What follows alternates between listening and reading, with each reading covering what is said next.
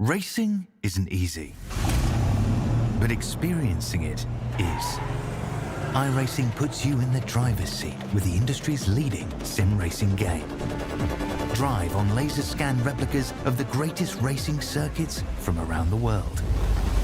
Go head-to-head against other drivers chosen by skill-based matchmaking to ensure competitive racing at every level. Compete across all your favorite series. In officially licensed cars, engineered to deliver the most accurate driving experience possible.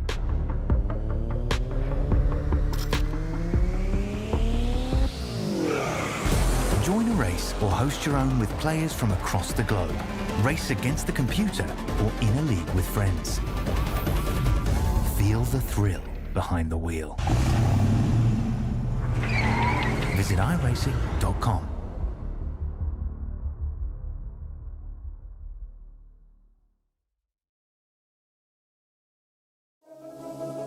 Welcome one, welcome all to SimSpeed TV. Season 8 of the AOG Porsche Cup has absolutely gone off in its first few rounds, and well, it was a chaotic round last time out at a street circuit. We go to another street circuit for the fourth round here at Long Beach in virtual California. This has always been a very entertaining track, one of my favorites to drive, and now we get to see a full field of Porsche 911 GT3 Cup cars strut their stuff around this place. Who will survive the concrete jungle? To bring it to you all live here on YouTube, Facebook, and Kick is myself, Reese Gardner, with Brady Baldwin alongside me in the comms box. Jay Kennedy is in the producer's chair behind the scenes. Brady, Long Beach, we love it. It's a fantastic circuit. Simple, short, but it is oh so dangerous if you get it wrong. Yeah, it really is, Reese. Thank you for the introduction. As we go to the track map of this 11 corner, 3.16 kilometer circuit, like you said, it's a concrete canyon similar to what we had last round 2 weeks ago at Chicago, but a lot more different characteristics than Chicago. You got the very scary fountain corner at turn 2 and 3, the sharp turn 4 and 5, and then a very good passing opportunity coming into 6 and into 8 as well, but the tie barrier can catch you out on the exit of turn 8 down a seaside way. And the last sector, very, very technical, including the famous turn 11 hairpin.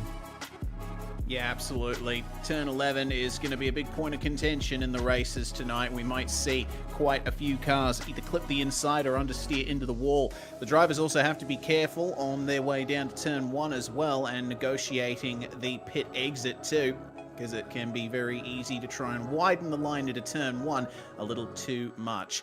There's been plenty of racing here at Long Beach over the years, from the late 1970s. Started out actually with a Formula 5000 race in 1975, I believe, and of course Formula 1 raced here for a period in the late 70s and early 80s. 2 races tonight here.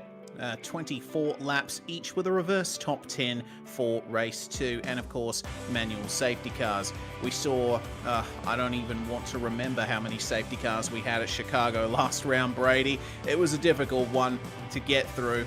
Hopefully the drivers have worked their nerves out and we see a few less safety cars this time around.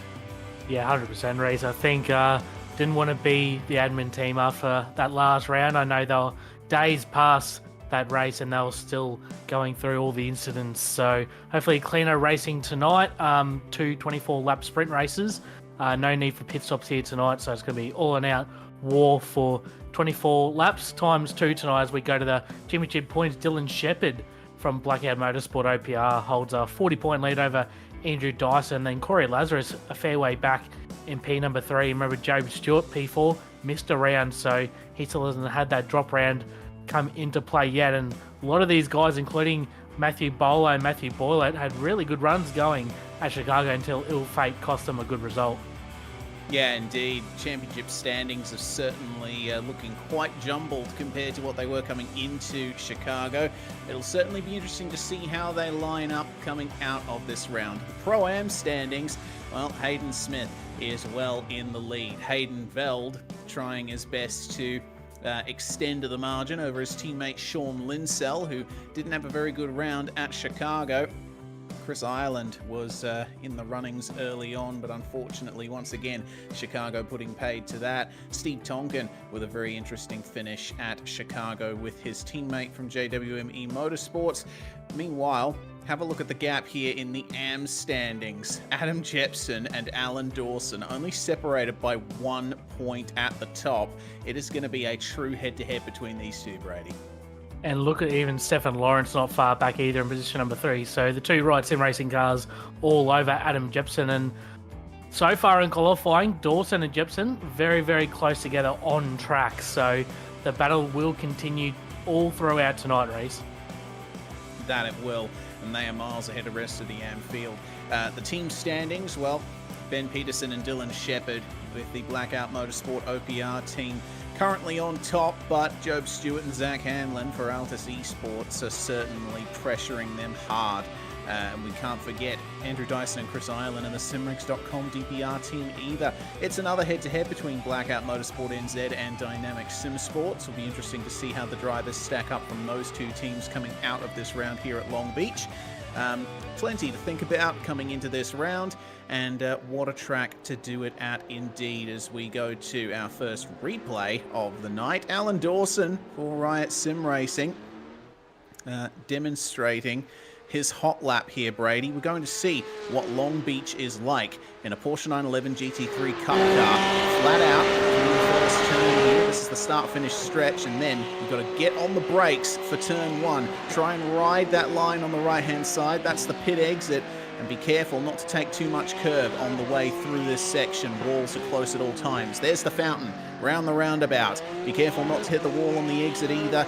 And once again, big curb on the inside. You should avoid it. You can cut across these curbs here at the next turn. Widens out quite a bit on the exit, but it is off camber, so you have to be careful. Then a short straight, Brady, into this very tight left-hander that in fact is a little faster than it looks. Certainly is, and coming up to turn 8, it's a really lovely looking lap from Alan Dawson. This is a very technical corner turn number 8. That tyre bundle can really come up at you really quickly if you miss your marker on the entry of that corner. Down Seaside Way to the entry of Firestone turn at turn number 9. Another corner where you can cut the corner a little bit on the right hand side, but it can unsettle the car if you get it wrong. Then through the long sweeping Indy left at turn number 10. And of course, the famous turn number 11, you want to get as tight as possible. Don't hit the inside wall and try and stay away from the outside wall. Easier said than done. And that is a flying lap around Long Beach Street. Again, that lap from Alan Dawson was a 1 minute 21.186 and good enough for pole in the AM class tonight. But his championship rival, Adam Jepson, I'll just add on, was only 400s behind him in the standing for AM. So really tight between those two so far, Reese. Yeah, absolutely. Sean Linsell is now on top of the qualifying standings. It's a bit of a change-up here in the format. 1 minute 20.892 for Sean Linsell on this lap. We are running separate sessions for all 3 classes tonight, which I think makes sense to break them up a little more, considering how tight this circuit is. Let's see how he attacks this lap. One thing everyone's got to keep in mind too, Reece, you can't go too far over to the right on the main straight. The blue lines that dictate where the pit lane is, if you cross that, you will get a slow down penalty going into turn 1. So drivers can't use up too much of the road there, which really compromises your entry into turn 1 as well. Yeah, definitely does. So that's something that Sean Linsell would have been well aware of as he negotiates turn 7 and turn 8 here. Super wide street that they go down here, and it narrows up quite a bit on the way into turn 8. And then the run down the back stretch here. It's quite difficult to line up the braking zone for this one. There's a few big bumps in the braking zone on the way through into the corner. Let's see how he tackles Indy left.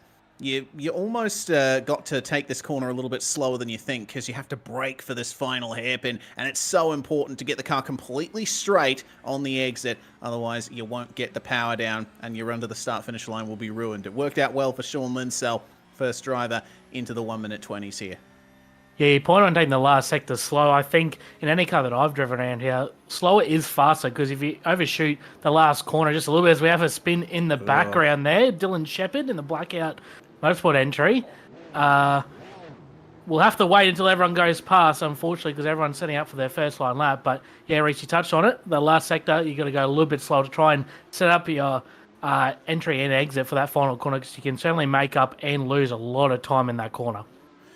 Yeah, that you can, and if you get it wrong like Dylan Shepherd did, then it's ultimately the lap destroyed before it's even started. This is the final group of qualifying, all the pro cars out on the circuit right now, and it's a good half the field that is taken up by the pro class here. Andrew Dyson in the number 41, still looking for some better luck after very chaotic round at Chicago last time out. It looks like he's actually backed off on this lap. He might have tapped a wall somewhere around there.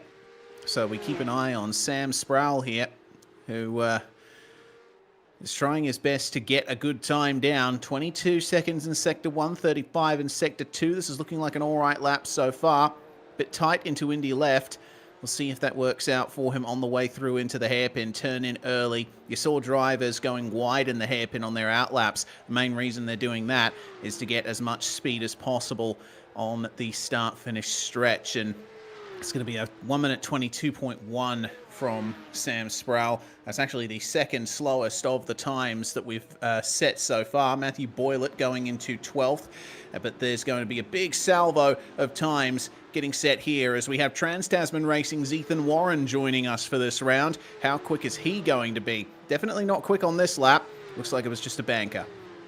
Yeah, another really good inclusion into the field for this week. Ethan Warren, always a very handy steer in whatever car he jumps in. And we've noticed through the first few groups of qualifying, everyone's doing their fast laps on lap 2 or 3 of the session. So expect times to get a little bit faster, but surprising, the fastest guy from this group so far is Thomas Inns at a 21.4. So it's on a 6/10 to find to get to Lindsell on current pole position.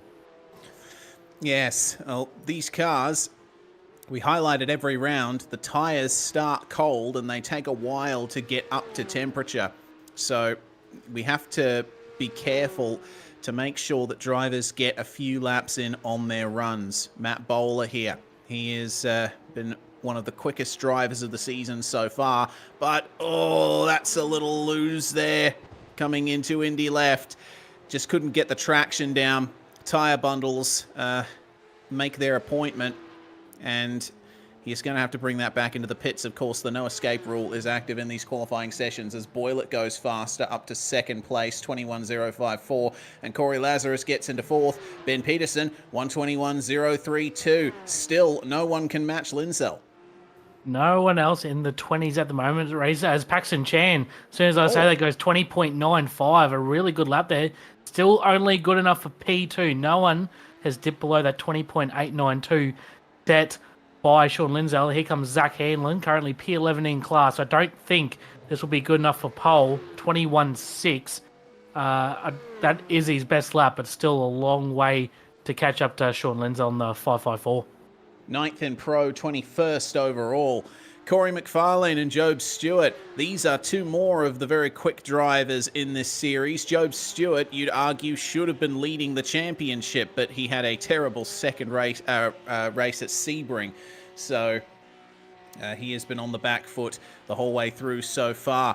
Starting another lap here. He's gotten his bankers in, and oh, that's McFarlane locking up ahead of him. Had to take to the runoff area at turn 1. As there we go, Ben Faulkner is now on pole position. 1 minute 20.79 for him. Sam Sproul goes faster, up into 5th spot overall, but we'll keep an eye on Job Stewart here because he is certainly one of the drivers that can get the best out of these cars. Bit of a change of scenery as well for Job. Obviously competed in the Super 3 category at Bathurst on the weekend. I believe he ran second in class for the weekend, and now he comes to the virtual Long Beach in a Porsche. So two completely different disciplines race for Job to master. Looks like he's on a really clean lap so far. One thing you got to try and keep in mind when you're out here is try and stay off the walls, because that 0x will invalidate your lap, and it's very, very easy to do around this tight concrete canyon as he comes to turn 11 to finalize his lap. Looks like he's ran really wide, so I don't think this is going to be a really representative lap time race. I think he's going to go for one more push lap as we got just over 5 minutes remaining left in the session. Indeed, and don't remember it's a heat session, so it's going to be a hard cut to the end of qualifying. You'll have to start your final lap with about 1 minute and 23 seconds remaining to make sure that you get across the line in time. So let's see what Job can do here.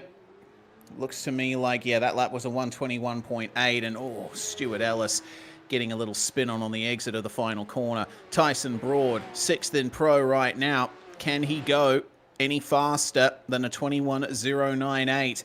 There's a lot of times here in the low 21s and high 1 minute 20s, so any infinitesimal gain you can make is certainly going to put you up a few more places. 21.076 for Tyson Broad, or 061 rather, as the timing updates. That doesn't improve his position, but it is a slight improvement in lap time as Hinz gets a couple more places, up into 8th overall. One thing to note, the two drivers in the AM Championship that went out in the first group are still P10 and 11 overall, Dawson and Jepson. So those lap times from those guys, very, very good. They're in front of quite a lot of the pro drivers and a lot of pro-am drivers as well. So very impressive job from those two drivers. As is that Zach Hanlon crossing the line? No, it was Job Stewart. He's done a 20.6 and goes fastest by over a tenth. So we're waiting for the big lap from Job, and he's certainly thrown the gauntlet down with just under 4 minutes remaining. Fastest lap in practice was Sam Sproul, 1 minute 20.079. So the lap times in qualifying, not exactly indicative of the ultimate pace that these drivers have. They need to get a consistent run on to try and get the time on the board that they're happy with. Broad slowing all the way down for the final corner. And didn't quite use all of the exit. He's going to take to the pits here and potentially go out for one more run at the end, but he's going to have to get going right away if he wants to do that. Apparently Job Stewart, we're hearing, is on another good lap, so this might be yet another improvement for the driver of the number 30. Coming down Seaside way into turn number 9. See if he can improve on that 20.655. If he manages to do that on his third lap, that'll be very impressive for the driver of the number 30. Altus Esports Machine takes it really tight through the final corner at turn number 11, gets the power down nice and early. Will we see an improvement here from Job Stewart? It's a 20.49, so fantastic improvement. That sets him over 3 tenths ahead of P number 2. Fantastic lap from Job Stewart. Now, is there anything that the Blackout OPR crew can do with Dylan Shepherd and Ben Peterson at the wheel of those two cars? Shepherd apparently on a good lap here, and he is pushing hard off of Seaside Way down into Indy left. This is going to be a smooth lap at the very least, and smooth is key around a street circuit like this, as Corey Lazarus goes P2, 1 minute 20.666, number of the beast. Is that going to be a beastly front row for him? Personal best for Dylan Shepherd, 1 minute 21.07. He moves all the way up to 12th. He was in 26th overall, as Faulkner is coming to the line now. Early pace setter, 1 minute 20.5 for him. That demotes Corey Lazarus down to 3rd. And if a driver is not starting a lap now, they might be in trouble of not being able to complete it. Oh, Dyson, he just clipped the wall on the inside of the hairpin. That's going to invalidate that lap right at the end. He's going to have to stay out for one more, but will he have the fuel in the car to do it? James Shorter has aborted the lap, so he must be pretty happy with where he is at. Josh Thomas goes P number 4 in the ERT machine with a 120.7. We'll see what Dylan Shepherd can do on his final lap. Matthew Bowler, he doesn't really have... He's got a lot of damage on the side of that car. He doesn't even have a lap yet, Reece. So if he doesn't set a lap very soon, he'll be starting right down the back. Same as Corey McFarlane and Ethan Warren. All don't have a lap time at all whatsoever. So it's a big, important lap for those three drivers. Peterson goes to 3rd. Corey McFarlane puts a lap down, but it doesn't count. And it doesn't count for Bowler either. And it's under a minute remaining. They are not going to get times on the board. Those are two of our fastest competitors going to be starting way down at the back here. for the first race at Long Beach. Ethan Warren coming to the line now. It looks like he's going to be one of the last drivers to set a qualifying time here. Didn't quite take as much curb as some others have been doing through Indy left on the way down into the final turn, but again, it's a lovely smooth end to the lap as Sam Sproul improves to 6th place. Ethan Warren across the line. Did that count? No, it didn't. We're going to have 3 big hitters coming from the back of the field races. McFarlane, you're seeing there. Yeah, he hit the outside wall on the exit. At the final corner. And Warren just had a massive shunt as well in turn 1 as the checker flag comes out. But 3 of the fastest guys in the field, McFarlane, Bowler, and Warren, they're going to have to do it from very deep in the field here in race number 1. That they are. It was a late improvement from Matthew Boylett as well.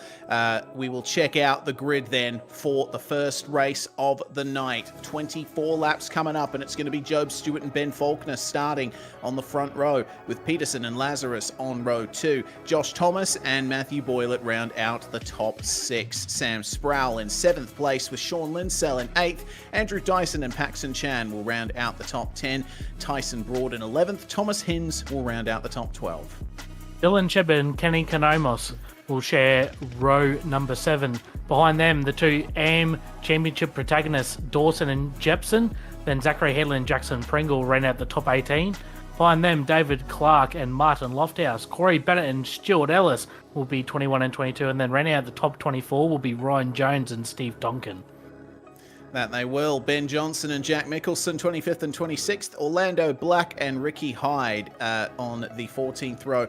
Top 30 rounded out by Stefan Lawrence and Jack Anderson. Then we move to Greg Patrick and Josh Van Treek, with Jordan Ferguson and Damian Taylor, 33rd and 34th. McFarlane and Bowler, 35th and 36th. Hayden Veld, Ethan Warren and Marino Morella will be the last of our 39 cars to take to the start here.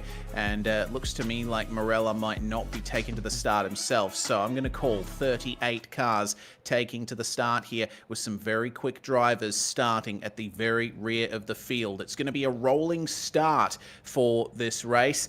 I think that's a very pertinent decision, Brady, because standing start at Chicago certainly saw some chaos erupt. Looks like it's a bit later in the day as well, so the tyres are definitely going to be skatey. 100% race. I think a rolling start will be a good thing, especially at this track. The drivers can spread out just enough to not have too much of a bottleneck into one, and obviously into the fountain as well. And it'll be very sketchy lap number 1 on cold tyres in these cars. They're not the best behaving cars on cold tyres in the first place, but around Long Beach can be very difficult with walls all around you. So hoping we can get through the first lap clean and green, and we can push on from there. And got a 24-lap race. It's a decently long race ahead. It's not a 10-lap sprint per instance. So drivers got to hopefully settle in, and hopefully we're going to have a good race compared to the other week. Yeah, I certainly hope so too. Let's see then as the time continues ticking down here. Everyone lining up here behind the iRacing pace car. And, well, I have to say, Turn 1 is going to be a big point of contention. With the rolling start, they're going to have a little bit more speed on the way into the first turn here. They're going to have to be careful getting on the brakes. There's no ABS or traction control in these cars. One brake lock deep in the field could prove the death knell for many races here tonight. Time hits 0, and the pace car should be rolling any second now. And there it goes. Job Stewart will start on the inside for turn 1 on driver's left, and immediately looks like Ben Faulkner moving in behind him, single file through these last few turns. And it makes sense. It's a single line corner, the final hairpin. You cannot go too wide there, as anyone who's raced officials at this place will certainly know. Safety car well ahead of the rest of the field. It's going to be up to Job Stewart to control the start from here as the pace car pulls into the pit lane. They will form up double file once again as they make their way to the start-finish straight.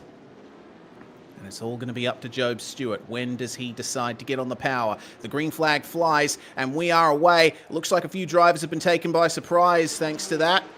and a few of them aren't even through the final corner yet. Stewart leads into turn 1 as round 4 of season 8 of AOG Porsche Cup is go. Faulkner trying to defend from Corey Lazarus. Up the inside of turn 1 he goes and protects second place. And everyone trying their best to make it cleanly through this opening sequence of turns through the fountain section. Bit of too wide happening further back in the field. But Stewart in a reasonably comfortable lead, starting things off as McFarlane has caught the wall on the exit of turn 6. Track is blocked on the outside line. Everyone avoids it except for Corey Lazarus. And both of those cars dropping down massively. Unfortunately, there everyone got through the first sector quite clean, and then one little mistake there bottled up the field. And unfortunately for Lazarus, who's right there in the championship standings, he's fallen right down the field. So it's going to be a really tough opening race here for the 404. And got to keep in mind as well, top 10 invert from this race for race number 2. So 10th place in this one, we'll start pole in race 2. So if you're not gunning for the win, you're going to try and gun for 10th place to get yourself in good position for race number 2. Well, someone in a good position right now is Job Stewart, and he is granted a 2-second lead thanks to second and third unfortunately being taken out of the running here. Josh Thomas up into second spot by the end of lap 1. He's got Ben Peterson and Matthew Boyle behind him trying to find any bit of pace they can. It is very late conditions here. 6:05 p.m. in sim time, and the track temperature down to 28 degrees. So it makes sense that the drivers are being as careful as they can here on the opening laps to allow those tyres to come up to temperature.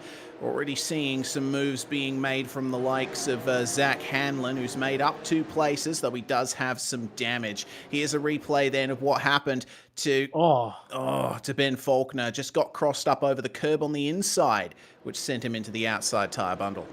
Yeah, I think he was just pushed a little bit too hard on the cold tyres through turn number 5 on lap 1 and kicked the rear end out. Unfortunately, just grabbed the tyre bundle, and that sent him back to P number 17. And Lazarus, who got into him, he's P16. So those guys started second and fourth respectively. Now got to do it the hard way to get through the field, as Lazarus puts a really nice move there on Zach Hanlon, as we are on board the Vermilion Motorsports machine of Faulkner. But Job Stewart out in front doing it pretty comfortably at the moment. Some big movers in this race. Paxton Chan +5 already into 5th place up front. So very impressive drive for the 51 machine so far.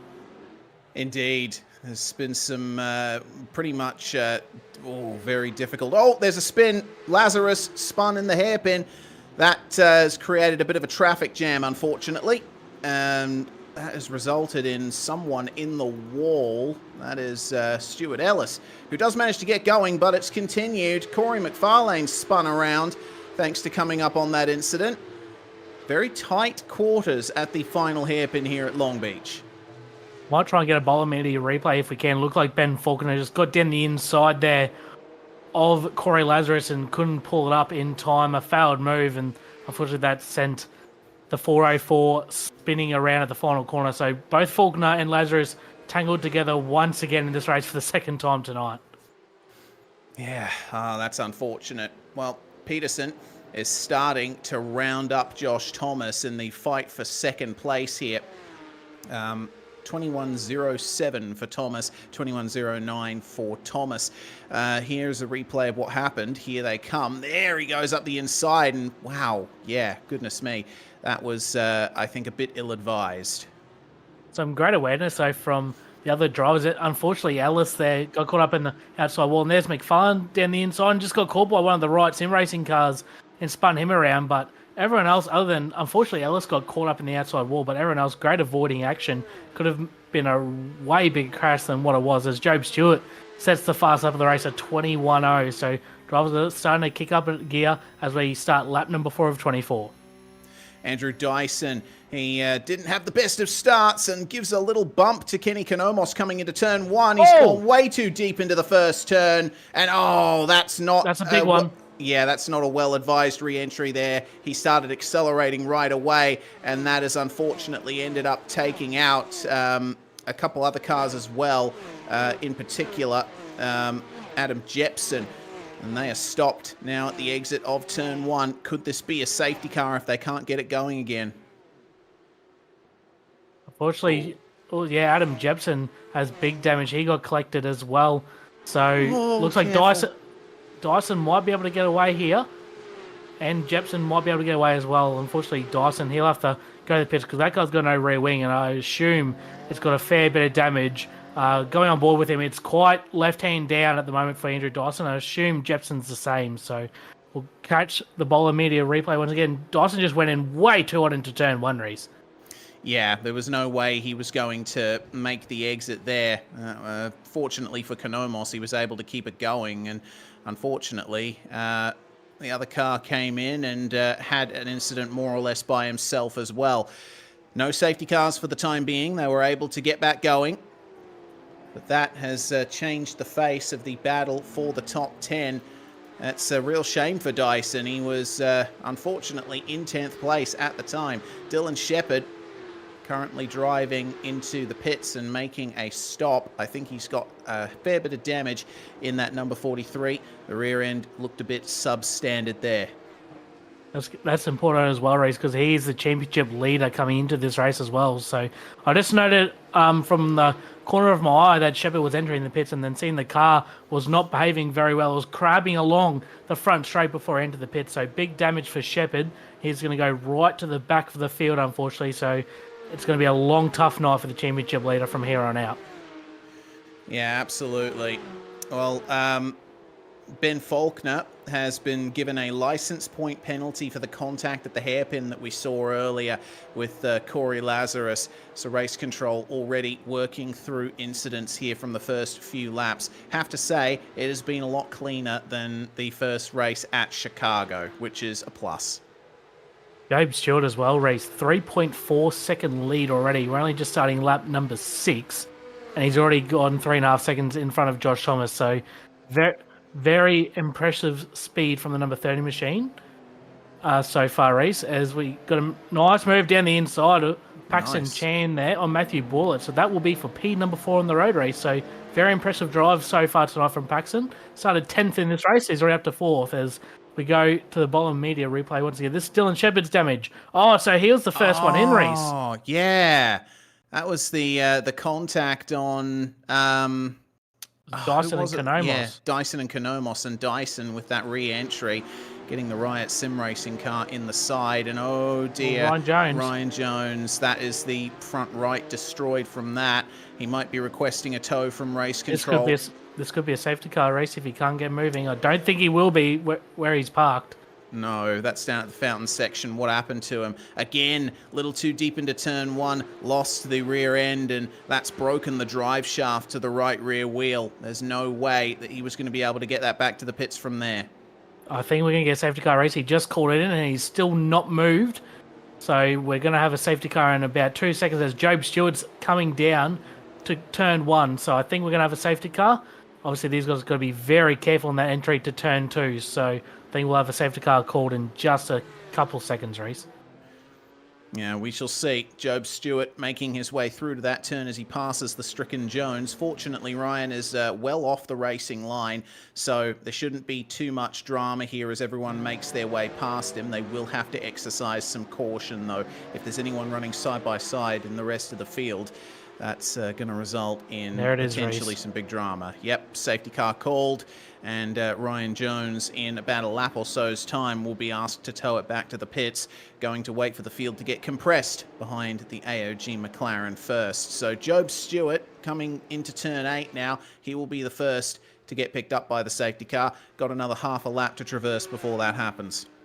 On a lighter note, Reece, just to bring it to the broadcast, if we can get another shot of Ryan Jones, if we can, please, Producer Jay. There's a few marshals standing on behind the concrete wall where Ryan Jones is. What do you think they're saying to him right now? I think they're saying just take it easy. You don't have to get out of the car yet. We'll be waiting for the field to come through. I think they're maybe talking a little bit of smack to him as well. We will never know. We might have to ask Ryan post race, but unfortunately for Job Stewart, back to the serious business here, Reece. Job Stewart had a 4-second lead before that safety car came out as we have a good look at the marshals there on the outside of turn number 2. Very good vantage point, I must say, Reece. Yeah, it would be a nice spot to watch. I mean, there's a bunch of spectators behind there as well. I'd love to watch the Long Beach Grand Prix from that vantage point as drivers are in the pits to repair damage, presumably. Alan Dawson, Zach Hanlon, and Ben Faulkner in the lane right now. The only other car to take a stop is Dylan Shepherd, and that was under green flag conditions. Now that they are under safety car, he'll have a chance to fight back. Looks like Corey McFarlane has come into the lane as well behind these three, making their way out now. There goes Shepherd at speed. Now, is this going to be a pass for Dylan Shepherd? Looks like it will be. Jordan Ferguson also making his way past Dawson, Hanlon, and Faulkner as they re-enter the racetrack. One person to know so far, Reese, one of the guys that wasn't able to set a lap in qualifying, Matthew Bowler, already up to 17th from 36th.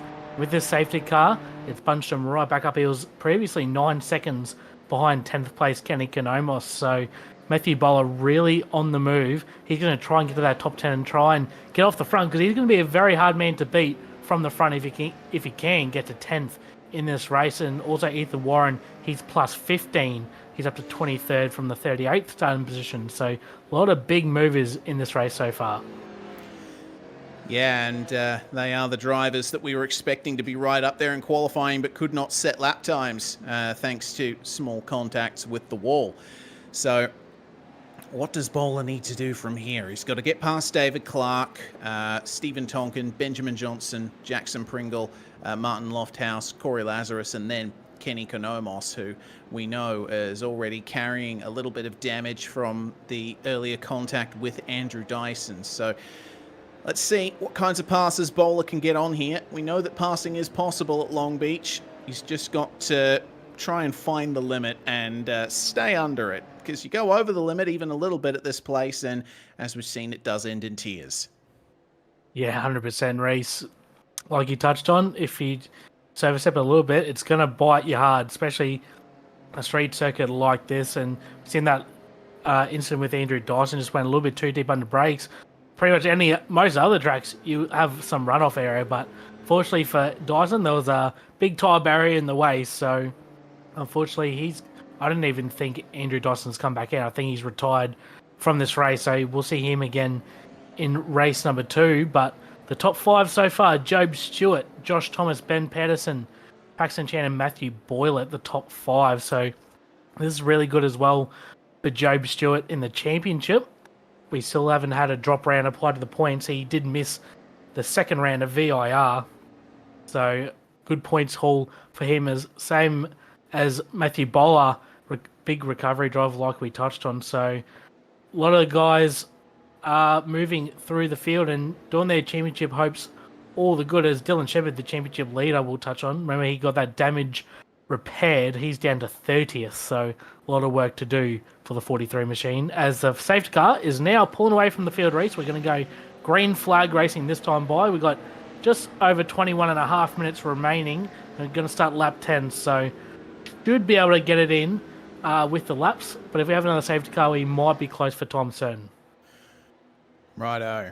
So keep that number in mind. Just one more safety car and we might be going time certain to the end of this race.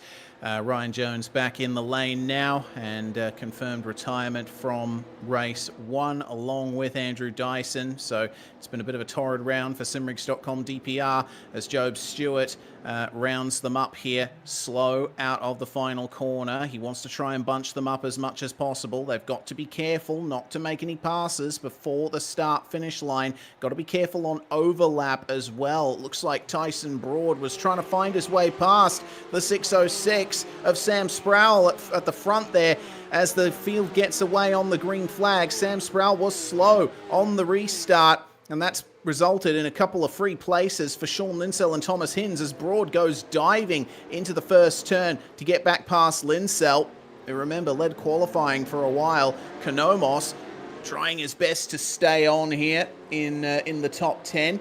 He is still on the bubble here, trying his best to get into pole position for race 2, but he's getting pressured by Corey Lazarus. Matthew Bowler, meanwhile, been looking to try and find him. He's in 16th place. He's gained one more spot. And oh my goodness, it's going to be another one with a huge dive into turn 7. My goodness. That is one of the better passing places on the track there at turn number 6 and 7 there for Matthew Bowler. Got the move done. They'll put him up to 15th now, so only 5 more spots. But he's got some pretty fast cars in front of him. Johnson, Pringle, Lofthouse and Lazarus are no slouches in their own right. So Matthew Bowler's going to have a little bit more difficult here on out, but still a lot of racing laps remaining. We will have 13 laps to go this time by, just under 20 minutes. So still a long way to go in this race. We'll go to the Bowler Meter replay. This is the 6:06 of Sproul. He backed right off, didn't he, Reese? Yeah, Broad was ahead of him for a moment, but he got on the brakes, and Hins ended up passing him. Was that before or after the start-finish line, though? Passed him before, and I'm talking about Hins. Hins was good. Yeah, righto. Little conversation in the background with Jay Kennedy there. So looks like everyone is good, though race control will probably note that little incident there. Unsure why Sproul didn't get on the power. Maybe he was taken by surprise by the start from Job Stewart, maybe distracted as well by Broad in his mirrors. Anyway, Thomas Hins working his way forward, up from 12th to 6th and looking at 5th, because you can see just up ahead of him, Paxton Chan and Matthew Boylett fighting hard over the top 3 with Josh Thomas and Ben Peterson. A very impressive battle up the front for the remaining podium spots. Job Stewart checked out another second gap once again. As in the background, Matthew Bowler has made another pass, so they'll put him to position number 14. Lazarus now into position number 9. So, sorry, 10th, sorry. He passed Konomos for that 10th spot, which is all important for race number 2. So he's going to get the move on, try and catch Sean Lindsay. As we've got the headlights on at the moment. Race is just past 20 past 6 at the evening, so he might finish under a little bit of darkness here for race number 1. Yeah, very low light conditions here at Long Beach, and the track has gone up a little in terms of temperature. It was 28 degrees at the start of the race, now it's 29, so that'll help the tyres just a little bit. But my goodness, what a race it has been so far. We are coming up to half race distance, and remember, one safety car will put us time certain potentially. On board briefly with Bowler there. He's going to go for another move, and up the inside of turn 8. He will get it done. Room had to be given there by the 011 of Jackson Pringle. But the move is completed for Bowler. Pringle running 3rd in Pro-Am right now. Still having a very consistent race. Importantly, too, the next car up the road is Martin Lofthouse. He's 2nd in Pro-Am. He's doing a really nice job. The leader of Pro-Am is the 554 of Sean Lindsay, currently in P9. There's Jack Anderson. He's currently the M-class leader. I'm just trying to find where he is. He's 24th overall. So really nice job for Jack Anderson. Believe it could be if he gets the job done, might be his first time winning in the in the M category so far this season. Greg Patrick, he's in P2, so unfortunately for the guys battling for the championship in the M class, they've had a horrid race one so far. Dawson and Jepson right down the field, so they're going to try and recover as best they can for the remaining 11 laps in this race, or just over 16 minutes. I think we're going to be pretty close to going time certain in this one, Reese. Yeah, but we won't know until the final few minutes whether or not that is the case. Corey Lazarus then trying to chase down Sean Linsell for another position in the overall top 10, and he's getting rounded up here. Kenny Konomos still a little bit behind. Tyson Broad holding on. Meanwhile, we've got another race control decision. In fact, a couple of them. Stefan Lawrence has been black flagged for contact with Corey McFarlane on lap 2. And Matthew Bowler has been given a black flag, failing to leave racing room with car 052 of Stefan Lawrence back on lap 3. It's taken a while for that decision to come through, but Matthew Bowler's race has turned on its head as we have a bit of side-by-side coming out of the hairpin. Yeah, it is unfortunate for Matthew Bowler, unfortunately, will have to serve that penalty. It was contact with Stefan Lawrence, and then Stefan got his own penalty just before that on lap number 2. So, few penalties being dished out. Obviously, taking a while to get looked at. Lots going on in this race as Job Stewart, 2 seconds clear out in front, doing a really nice job at the moment. I was just watching the battle between Pedersen and Paxton Chan for P number 3. Chan just got the move done, actually, on Ben Pedersen for third. They're battling really hard down Seaside Way the last time by, dodging and weaving each other down the straight. But it looks like Chan has got the move done, and it's inviting Buller and Hins into the battle as well. Yeah, very good stuff by Paxton Chan, to move his way up into the top 3 here. It's been a fantastic drive from Paxton, all the way up from 10th to 4th. He's taken advantage of issues for people in front of him and has just driven really well this round so far. I won't commentators curse him, though, as he had a very close appointment with the wall. Looks like Ben Pedersen might be looking for another way through at turn 1. Just needs to pick up the slipstream. A little bit of an advantage here as Chan goes defensive into the first turn, and Pedersen has no choice but to back out of that one. Move stymied for the time being, but tell you what, it's going to be a tough battle for Paxton Chan. Josh Thomas has been left all on his own in second place, and Job Stewart still leading by a fair margin. This is how the move was made. Pedersen through the fountain section actually didn't get a good run through there. Looked like some understeer, and Paxton Chan did the over-under on the exit of turn 5 and went, yes, please. Thank you very much.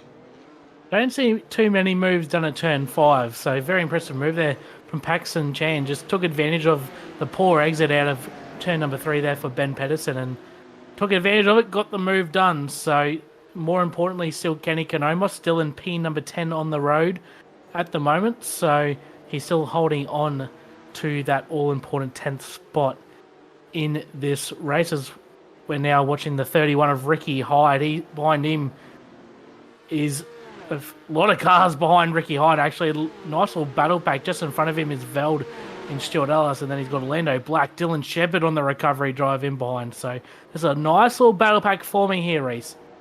Yeah, there is. Shepherd managing to get out of the turn ahead of Ben Faulkner. McFarlane and Anderson side by side coming into the hairpin. Anderson's going to have to give the room on the inside here, but he turns in anyway, and they interlock wheels. That's a poor exit then for the both of them, and Zach Hanlon decides he's going to make himself a part of this battle as well. No further action for race control on a few different decisions involving many cars. Looks like they're just trying to make their work easier as Hanlon fancies a move on McFarlane. He's not going to get it done at turn 1, though. Unfortunately, Ben Faulkner, has he had a problem? We're just trying to... All right, we're hearing news of a big drive-through being announced, but for whom? It's going to be a bit of a surprise, I think. I'm waiting with bated breath to see who it is. I mean, there's been plenty of incidents in this race so far, but depending on who is going to receive the penalty, it's going to be a difficult one. If it's someone up the front of the field, then that could change the entire face of this race. But the race at the front has been pretty clean. We'll keep an eye out for that. Stewart still in the lead. 2.7 seconds was the gap last time by. It's ballooned out to 4.2 seconds for Job. He is absolutely pounding it around this circuit. And for the moment, Kenny Konomos still safe in 10th spot. But Sean Linsell is piling the pressure on, and we wait to see what Martin Lofthouse can do up in 12th, but just behind them. Paxton Chan's making a lot of ground on the number 5 of Josh Thomas. The last time by, he was 1.2 seconds lap quicker. This is Sean Linsell, and I believe Lazarus in the 404. Down the inside, Lazarus. Oh no. I don't... that's a hard one. He was right down the inside, but didn't really give Linsell much of a choice there on the exit of the corner. So be interesting to see what race control decide with that one, Reese. Yeah. Oh no, Paxton Chan's in the wall. Oh no! What a heroic drive he was putting on, and it has been ruined with an appointment with the wall on the left side of the car, stopped on the back straight. What happened to him?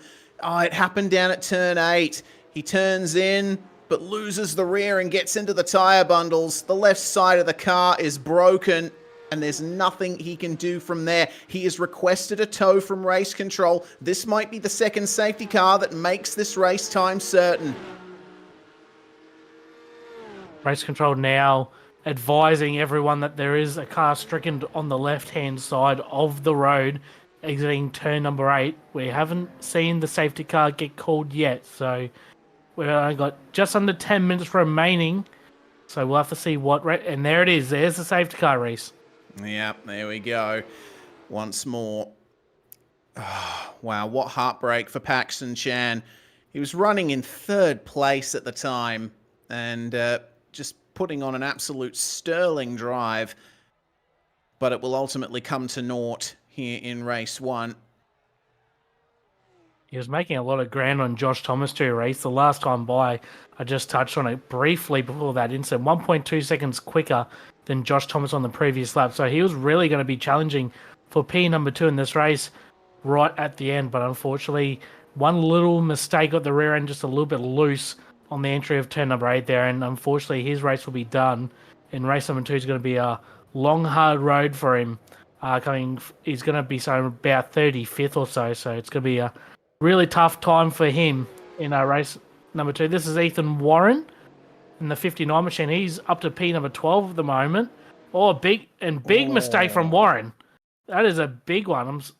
I'm surprised he's pulling the pits now after another sterling drive. He was up to 12th from 38th. And unfortunately, he's another victim of the turn number 1 wall race. So 10th place at the moment is Sean Lindsell. He is also currently the Pro-Am class leader. And right behind him, Lofthouse, Pringle, Johnson, Tonkin and Mickelson, all in Pro-Am as well. So all those guys will be battling it out with Lindsell for that 10th spot and also the class win here in race number 1. Oh, it's going to be a good one. The battle for Pro-Am. Battle for Pro, I think, is almost decided in Job Stewart's favour, but there's still a few things that Josh Thomas can do. He needs to keep himself within a margin to catch a bit of slipstream down the start-finish straight and keep it consistent through the turns as well. Oh no, it's all gone on here for Alan Dawson as well. He was driving well in the AM class, but losing the rear wing. It looks like that might have been an incident at the hairpin. So, man. You know, the thing that I've noticed, let's see if... is this contact with another car here for Alan Dawson coming into turn 1 with Patrick on the inside. And no, once again, he did it on his own. I mean, the room was there. He just wasn't able to keep it out of the barrier. Yeah, I think maybe he was just a little bit too nice with Greg Patrick and maybe just overcommitted there on the outside. It's probably the place you don't want to be going into turn 1. So unfortunately, just a little mistake there from Dawson. And it's really going to hurt his championship points as well. We seen pre-race that he's battling for the championship lead in the M class with Adam Jepson, who's currently P27 on the road. So it's going to be a good points haul for the 525 of Jepson as we have just over 6 minutes remaining. So I think we're only going to get a couple laps green here at the end of this one. Pit exit is closed. I think a few guys still going in to try and get some repairs done. But race, we're not going to reach the 24 lap mark. I think we might get 23 in. I suspect the safety car will be caught in this lap because everyone has cleared the track. So I think we should be going green this time by and probably have 3 laps of racing, maybe 2. Yeah, seems right to me. I was going to say, the one thing that I've noticed about almost every incident we've seen involving a single car is that they've been losing the rear end into a corner, and then in trying to recover the slide, they've slid towards the outside of the corner and banged the barriers. So that's something that they'll have to keep in mind for race 2. Of course, it will be different conditions. I believe we'll be racing in the morning for race 2.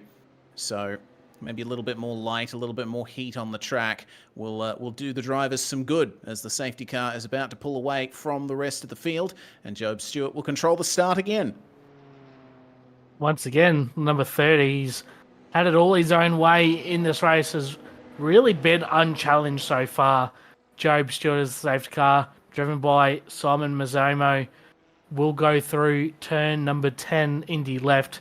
He'll navigate the hairpin. Hopefully he gets through it nice and clean. Gives himself lots of room, so very well done there from the safety car driver as Job Stewart is ready to lead the field away. Just under 5 minutes remaining, so I'm probably thinking 3 racing laps remaining in this race. So it's going to be an all out sprint to the end of this race as Job Stewart will once again be leading the field away, Reese. There we go.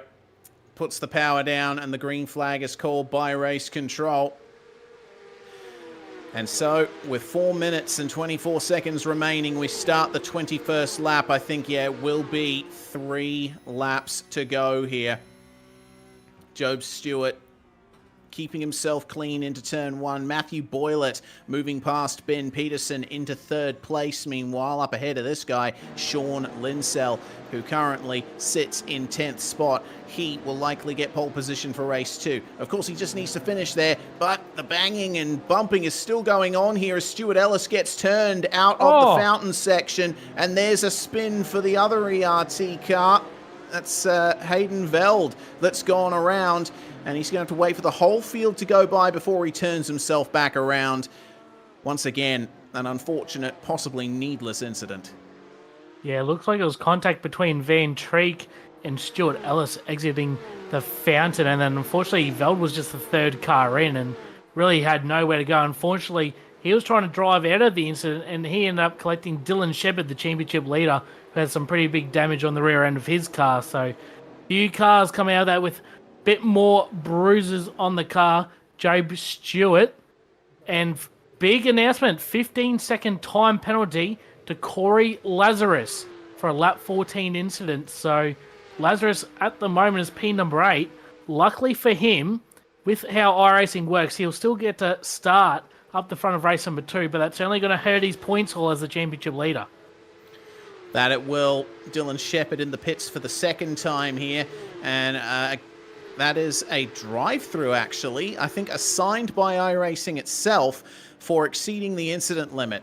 So Dylan Shepherd has had a very rough night indeed. These 2 street circuit rounds have absolutely thrown the championship wide open. Remember, Shepherd was the championship leader coming into this round.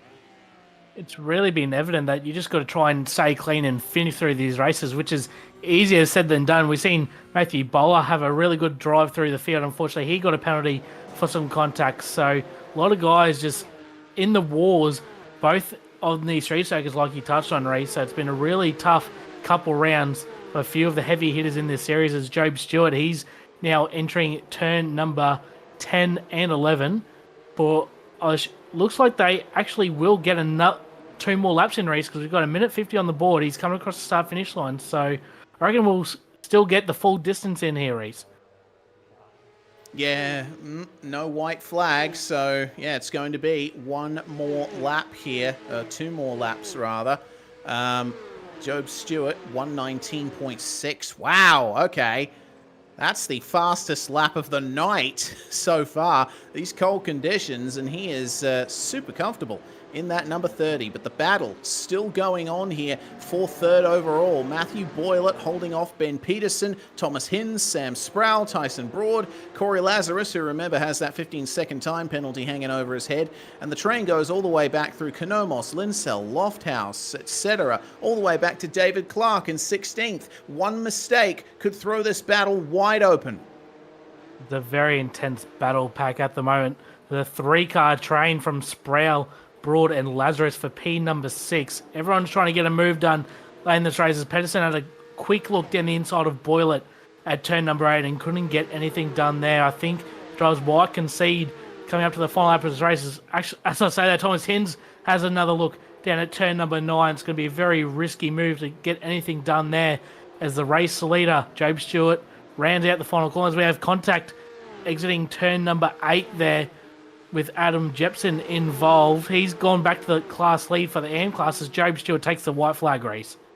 And Ben Peterson has gotten back up into 3rd with a pass on Matthew Boylett at the final hairpin. He is the Bowler Media replay of the incident being investigated. Wow, okay. Yeah. Oh, another crash to the hairpin, Reese. It's difficult. Oh, no. Oh, that's McFarlane. Well, there's nothing he can do here. He's going to have to let them all go as he reverses and the white flag is taken. So car number 69, that was Jordan Ferguson who was involved in the incident. Looks like this is his teammate Jack Anderson, currently holding off Adam Jepson by 0.4 of a second.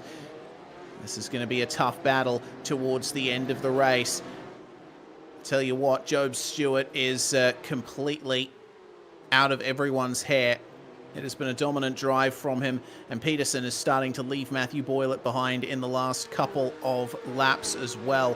Final lap here at Long Beach, and we still have positions yet to be decided. Does anyone go for a hero move into the final couple of corners? That won't be on Job Stewart's mind, because he is going to come out of the final turn to win race 1 here at Long Beach. A beautiful drive from Job. There was one final Hail Mary move from Tyson Broad behind, and it looks like he's gotten past Sam Sproul in the midst of that, but potentially could get a penalty from that, with Job Stewart setting the fastest lap one more time on the very last lap of the race.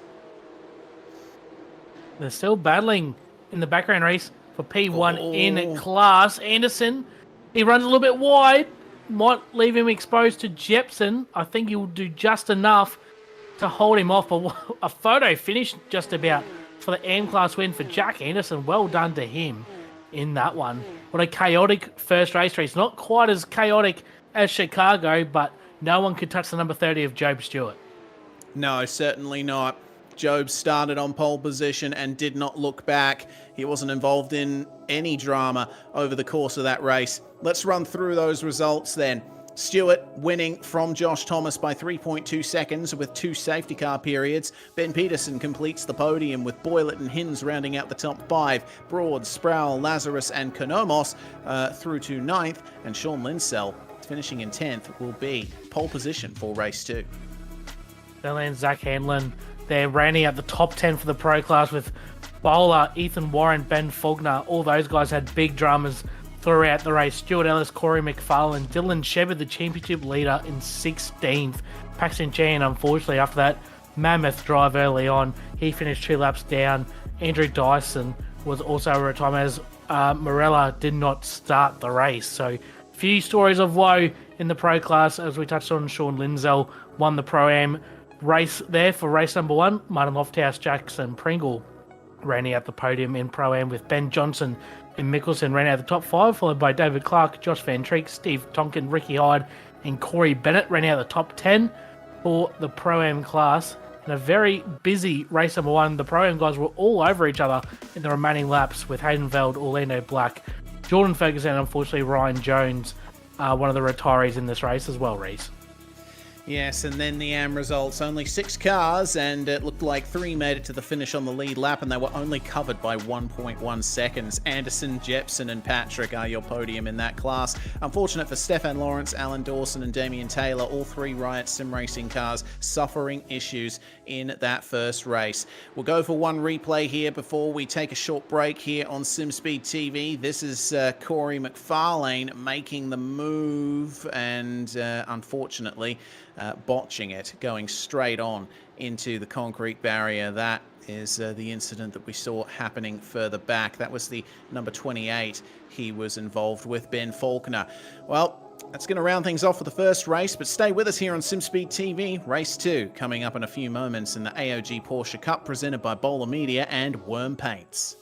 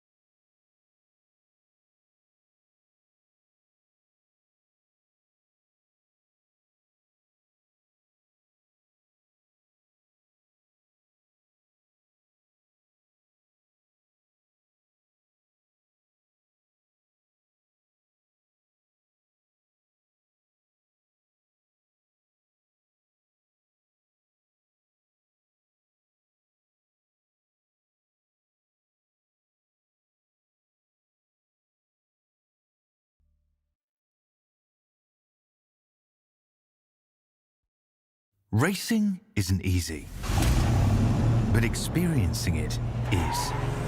iRacing puts you in the driver's seat with the industry's leading sim racing game. Drive on laser scan replicas of the greatest racing circuits from around the world. Go head-to-head against other drivers chosen by skill-based matchmaking to ensure competitive racing at every level. Compete across all your favorite series. In officially licensed cars, engineered to deliver the most accurate driving experience possible.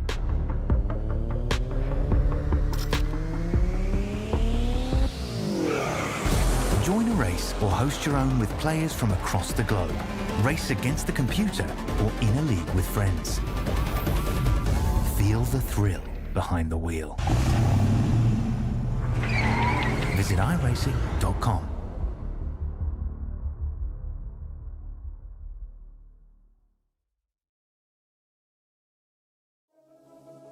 You're watching SimSpeed TV, the Aussie online gaming Porsche Cup Season 8 Round 4 from Long Beach. Big thanks to Bowler Media and WormPaints for your support of this series. You'll notice that the safety car, which we've already seen twice tonight, has a lovely livery on it, thanks to WormPaints. Reese Gardner and Brady Baldwin with you in the comms box, with Jay Kennedy handling production behind the scenes. And I've got to say, Brady, race 1, certainly not quite on the level of Chicago last round, but still a fair amount of chaos and drama. It was enough for us to keep us busy, race, that's for sure, and always keeping an eye out on something, and it lived up to the hype. So we'll see race 2 here with a bit of a mixed up top 10. Should make it fairly interesting. Still got a few fast guys to come from the back. Matthew Bowler, he recovered actually to 18th after serving that penalty, so very impressive from him. He'll be looking to push forward, as well as we see Sean Lindsell will stay on the front row with Kenny Konomos. Corey Lazarus, Samuel Sproul will share row 2. Row 3 will be Tyson Broad and Thomas Hins. Then row number 4 will be Boyler and Pedersen. And then Josh Thomas, Job Stewart will round out the top 10. And then the rest of the positions is how they finish race number 1. Lofthouse and Pringle, Ben Johnson, Jack Mickelson, David Clark, Joshua Van Treek, Zach Hanlon, Matthew Bowler, Stephen Tonkin, Ricky Hyde, Ethan Warren, Jack Anderson, Adam Jepson, Corey Bennett. That's the top 24. It is. Greg Patrick and Ben Faulkner start 25th and 26th, with Hayden Veld, Stuart Ellis, Corey McFarlane and Dylan Shepherd rounding out the top 30. Remember, Shepherd, championship leader coming into this round. Orlando Black shares the 16th row with Jordan Ferguson. Then it's Lawrence and Chan behind, and Paxson will certainly be rueing the mistake that he made in race 1. He could have had a podium out of it. Dawson and Taylor, and then rounding out Ryan Jones and Andrew Dyson, the two Simrigs.com DPR cars, bringing up the rear after a terrible race for the both of them. We are in morning conditions for race 2. It's just gone past 10 a.m. in sim time, and the track temperature hasn't changed all that much. It's at 29 degrees Celsius, but I'm thinking it's going to rise as we go through this next 35 minutes max. Yeah, I 100% agree, Reese. With the time advancing throughout the day, we might see over 30 degrees track temp throughout this race, another 24 lap affair. Hopefully we did get all the way to lap 24 even with 2 safety cars in the last one, so hopefully it's not like race 2 at Chicago where we had 5 or 6, I can't even remember how many. But quickly, Reese, before we get going, what's your prediction on Job Stewart? Obviously he was the class of the field in race number 1, did it quite easily. How far do you think he'll get up this field, barring he stays clean throughout the whole race? Barring he stays clean, I reckon he has a fair chance of getting back to the lead. I know that the start of race 1 certainly saw a few incidents in the top 10 that took drivers out of contention. This being Long Beach and considering race 1, I'm expecting a little bit more of the same, but exactly who will be involved, I cannot predict. It's going to be up to Stewart to avoid those incidents and get the best possible start he can, get his championship back on track.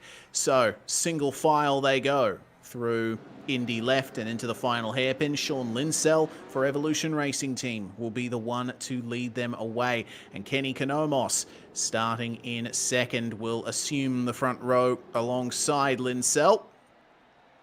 He's not quite getting alongside him here. Interesting.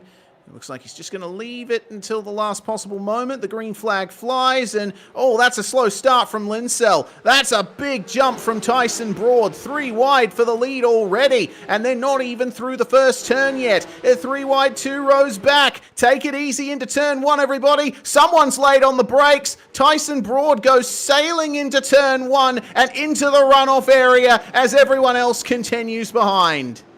That's a big mistake for Tyson Broad. He got a really good getaway off the start. That might even be looked at. I've heard a few drivers chirp up at the start there. Maybe from Broad, maybe went a little bit early, but unfortunately, he's made his own mistake at turn 1. He's going to be right down the back of the field as here comes still Kenny. going 2 or 3 wide. Is Kanomos down the inside?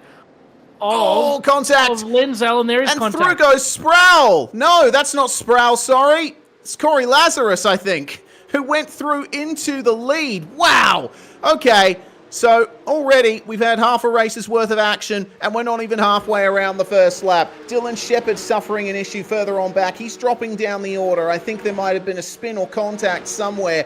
What chaos already erupting here. Riot Sim Racing car around, and there's Shepherd trying to make up some extra time as the leaders go through the hairpin for the first time in race 2. Corey Lazarus is your leader at the end of this first lap as it's an absolute traffic jam through the hairpin. Look at how slow they're going.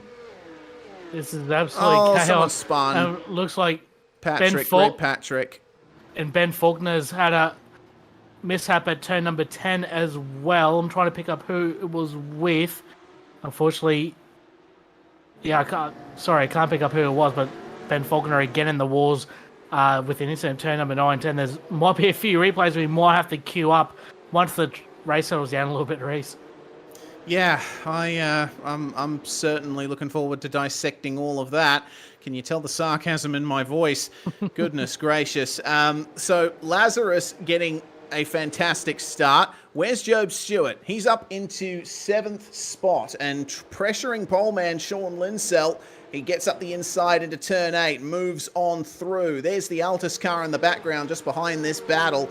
And those drivers we were focusing on, including Ben Peterson and Josh Thomas. But Job Stewart moving through up into 6th. He could already be looking at a top 5 by the first few laps. And that looks like some big damage there on that car potentially. Easy does it for the number 31 of Ricky Hyde. Yeah, the rear left of that car is askew. Something has happened to him. Yeah, it looks like he may have got either a big hit in the rear or he's hit the wall somewhere. He'll definitely have to come to the pits and get that car repaired and just try and get back out and score some points as we go to our first bowler media replay. Sorry, this is Dylan Shepherd in the 43 on lap number 1 coming into turn number 6 and just does it all on his own, cold tyres. So just unfortunately for Shepherd, just done it all on his own, Reese. Yeah, just lost traction. Let's keep an eye on Adam Jepson here, coming into turn 9 with Ben Faulkner. Faulkner gets up the inside and just taps him into the wall, and then Faulkner gets drilled in response. And good on everybody to see that coming and avoid it. Only ended up involving those 2 cars. But actually involved Ryan Jones as well a little bit as he tried to make his way past. And then they come up on a little bit of a traffic jam as looks like Kenny Kanomos has fallen to 5th spot here. There goes Josh Thomas, and it looks like Job Stewart's going to try and follow him through here side by side into the hairpin. Kanomos has no choice but to leave room on the inside, and there goes Job Stewart up into 4th as that's a spin from Ben Peterson on the exit of the final turn. He gets out of the way of everyone else. Flick spins. Careful, mate. Goodness me.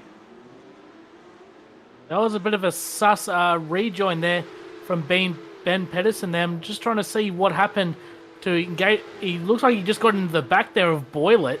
Unfortunately, Job Stewart gave him a little bit of a whack. Doesn't look like too much damage to the 30. Unfortunately, he spun straight into the path of Tyson Broad in the background. So Pedersen's back underway in 21st. But man, that was pretty sketchy as we go back to another replay. This is Boylet down the inside of Kenny Kanomos. A lot of battling in the top half of the field race. Is very exciting as they're all over each other. through turn number 8. Yeah, this has been a very entertaining race so far, and we're only on lap 4 now.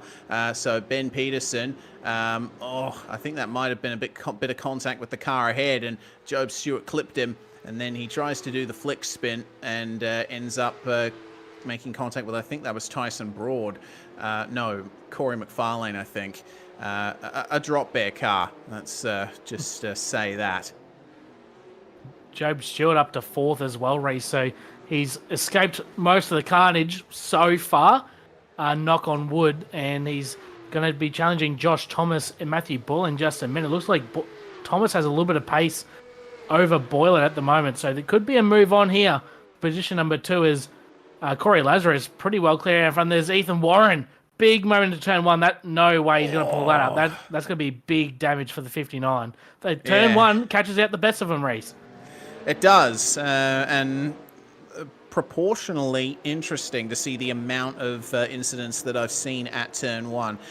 Meanwhile, the fighting continues a bit further back here. It's Hayden Veld in car 53, who's had a bit of a run up the field from 27th up into 18th at the moment, and now 17th as he's starting to round up Stephen Tonkin. Ben Peterson on the recovery after his spin out of the hairpin, tries to widen up the entry to turn 7 and keep Corey McFarlane at a safe distance. In the background, Tyson Broad and Jack Anderson were fighting a little bit. They've sorted themselves out, and you see Corey Bennett now making up a lot of time on Anderson in the number 86.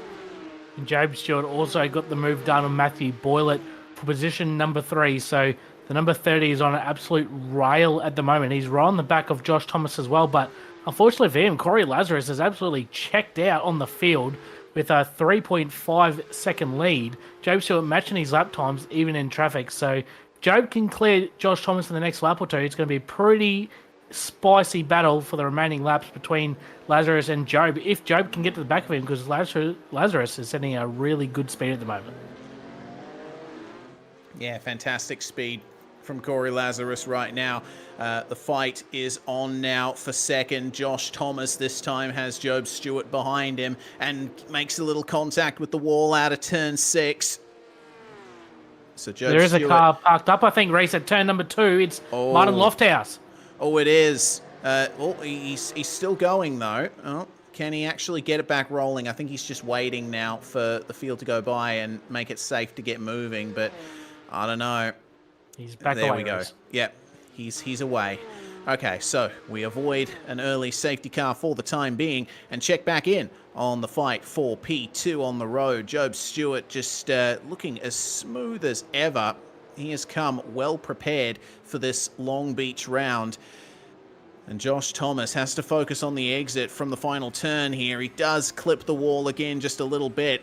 There won't be a single car out there without some kind of scrape or dent on it at this point. And Stewart picks up the slipstream coming down the start-finish stretch. That is a big advantage for the Altus number 30. And it looks like Josh Thomas is going to give him the position on the way into turn 1. Decided it wasn't worth fighting. And also Stefan Lawrence off at turn number 1 as well in the runoff area. So big mistake for the 05-2. It looks like he has had contact with David Clark at turn 1. So, there it is. Was that Hanlon that drilled him afterwards? Yeah, it was Hanlon. So there's David Clark rolling there. Everyone's back going, so he will avoid another safety car. As Stefan Lawrence still parks. Or will we, Reese? He is right off the circuit, so we might be okay. But we are standing by for a call from race control, so we might see a safety car, because it is a bit of a dangerous spot there, Reese. We have one car go off and could be a big disaster, so we'll wait for the call from race control. Yeah, well, that engine's definitely smoking, and the engine is dead. So we'll see what happened to Stefan Lawrence here. Car behind.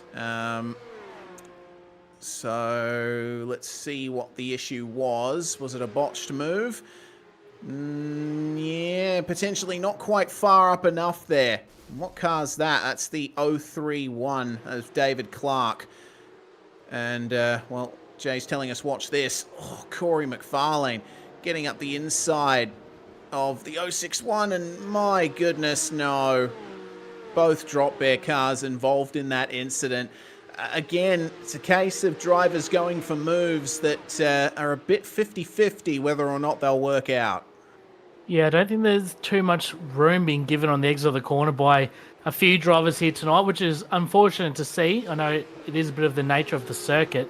We have another car exiting, was David Clark exiting the pit, so just waiting for the field to drop by. But and Orlando Black, he's had an off at turn 1 as well. So was Clark exiting the pits? I think Clark must have drove around with that damage he had from that turn 1 incident and got it repaired. I assume that's correct, but he's back going again. So he's still got a lot of damage on that car. So and we have a 15-second time penalty coming in for Ben Faulkner for an incident earlier in the race. As Josh Thomas, was about to mention before that penalty came through, he's sticking right with Job Stewart at the moment. He's not really letting him get away. As Corey Lazarus that time by was a 20.8 and Job a 21.1. So Lazarus actually pulled 3/10 on Job that lap. So Job not really eating into the gap as much as what I thought. Yeah, so... Oh, and Stewart just clipped the wall on the exit of turn 1 as well. So you never know. Might be a win on the cards for Corey Lazarus if he can keep it together. But yeah, the move from Josh Thomas to let Job Stewart by and not fight for position, potentially a tactical decision there. Try and stick with Stewart and potentially jet up to the back of Lazarus if he can match him.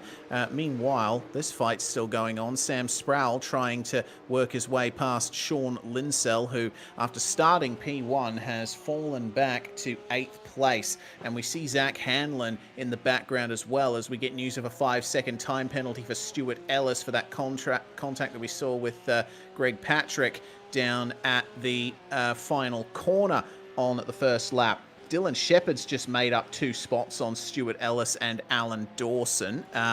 Looks to me like there was a coming together between those 2 cars, and Shepherd, with a big amount of damage already on his machine, has made his way past nicely. So keeping an eye here on Linsell as he tries his best to hold off the advances of Sam Sproul and Zach Hanlon onto the 10th lap of the race here. And we are still safety car free. Touch wood.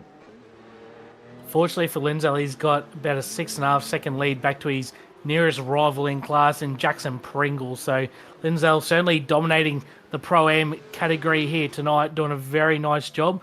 P10 in race 1, currently P8, but he's under pressure quite a bit from Samuel Sproul. So we're on board with Ben Johnson, the 727 Drop Bear Motorsport machine. He's right in behind Jackson Pringle. That was going to be a very audacious move into turn number 4. He pulled out of it just in time to avoid contact, but this is a nice little battle here, heating up for P number 11 here, East. And just up the road is Orlando Black, who is unfortunately a lap down. So these two will continue to battle it out and might invite Mickelson, Tonkin and Veld in behind.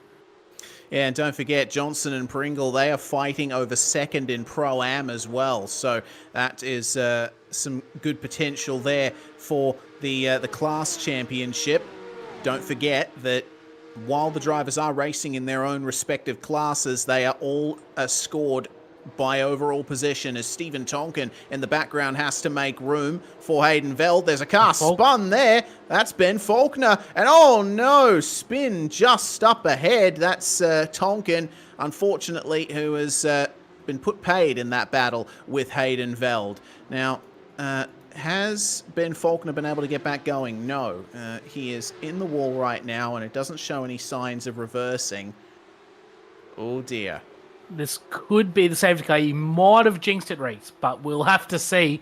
He hasn't moved yet. There is still a fair bit of traffic coming through, so got a clear track now, and he still hasn't moved. Yep, there it is. The safety car has been called, so obviously he has terminal damage in the 28. It looks like he just lost the rear of it exiting turn number 9, so big moment for the 28. He's been in the wars tonight, a little bit Ben Faulkner, so unfortunately his night will be done. But what this will do up front is going to bunch up Corey Lazarus and Job Stewart. Probably not what Lazarus wanted, to have the 30 on his rear bumper off a safety car restart, but driver's still calling into race control, so it's still a lot happening in the background, Reeds. Yeah, still plenty going on track. We'll see what happened here with Tonkin and Veld. Hayden goes up the inside and into Indy left. Tonkin trying to fight the position, but it looks like Tonkin maybe ran a little deep there. I wouldn't put the blame squarely on Hayden Veld for that. Yeah, I think unfortunately that's just a racing deal between those two drivers, and I don't think you can really pin one at fault for that one. Just looking at the standings quickly, Reese, Matthew Bowler up to position number 6 from 18th, so he's on the move big time in the second race, recovering. He started 36th in the first race, moved his way up through the field as we see that contact between Veld and Tonkin. Unfortunately, Tonkin will still be in the race, just a few more positions down. But as I was touching on, Bowler started 36th in race 1, got up through the field, got a penalty, came back to 18th once again, now is up to 6th. Hayden Veld, he's up to 14th from 27th. So a lot of big movers in this field, a few guys in the pits getting some damage repaired, as you would under safety car. Looks like Paxton Chan, one of them. Stefan Lawrence, I think he's already retired from this race, so a few guys getting the damage fixed on their race cars and trying to re-enter this race. We're on lap number 12 of 24, so we're pretty much at the halfway mark race. Still over 18.5 minutes remaining. We did see in race number 1 2 safety cars and was able to make it to lap 24 in the end. So barring no more safety cars, we should easily get to lap 24 in this one. Yeah, looking like it at this stage anyway. Just regarding that replay that we saw with Tonkin and Veld, I mean, you could argue that Veld could have delayed turn in a little bit. He was going right for the inside of the corner at the time, but yeah, it was also pretty clear that that Stephen Tonkin was going to sail past that apex and get understeer on as well. So yeah, might end up being a racing incident in the end. Safety car out at the moment as everyone passes the stricken Ben Faulkner, and the way that incident happened for him, you know, he just clipped the wall with the rear end and then heavy contact with the front end in the opposing wall. I heard the car rev up when he ended up getting into the wall. So he did try to get it back going, but I think the drive shaft was broken, unfortunately. And Faulkner has been given the all clear to tow back to the pits. That is exactly what he's just done. And so I would say that at the end of this lap, we'll go back to green flag racing. I think that is safe to assume, Reese. We'll have 11 laps to go when we go back green flag racing, with Corey Lazarus heading up the field from Job Stewart, Josh Thomas, Matthew Borland, and Kenny Kanomos. The top 5. More importantly, I'm thinking overall for the round, it'd be safe to say so far Job Stewart will win the round for the pro category with a first and currently second.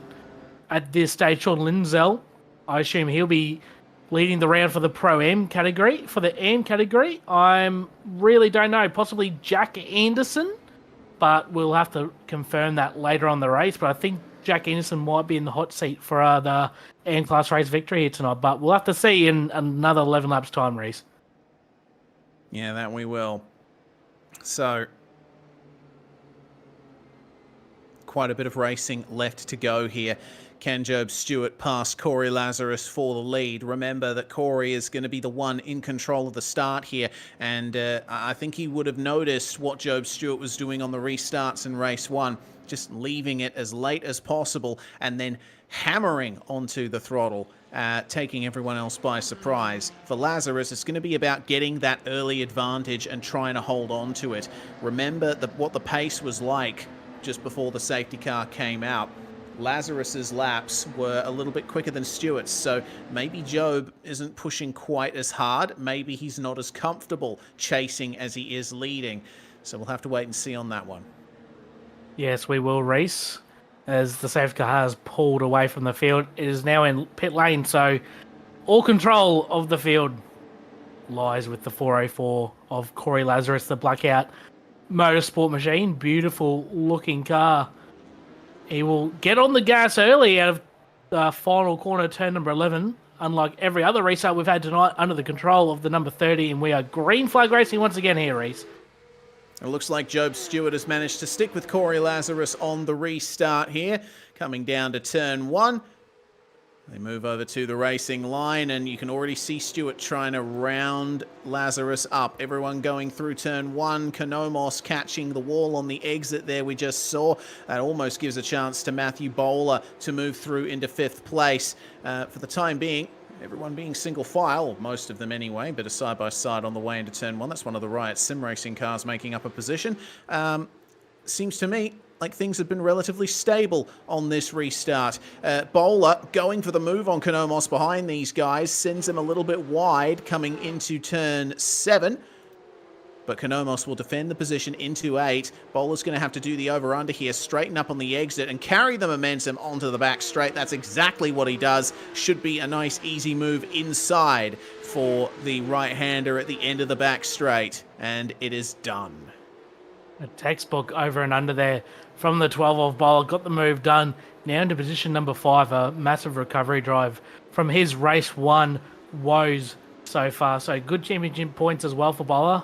Remember, he was in the walls pretty bad at Chicago. So a decent points recovery for him as it's still all going on in the background. There's Tyson Broad down the inside of Van Treek, and he'll get the move done there as Joe Stewart sets the fast up the race off the restart too. A 20.1. He's right on the back of Lazarus as we go to another Bowler media replay. This is Van Treek down the this is Shepard down the inside. Is there contact? Oh, a little bit on the exit. Looks like tiny bit. Stuart Ellis trying to make up a position as a result. Van Treek on the inside.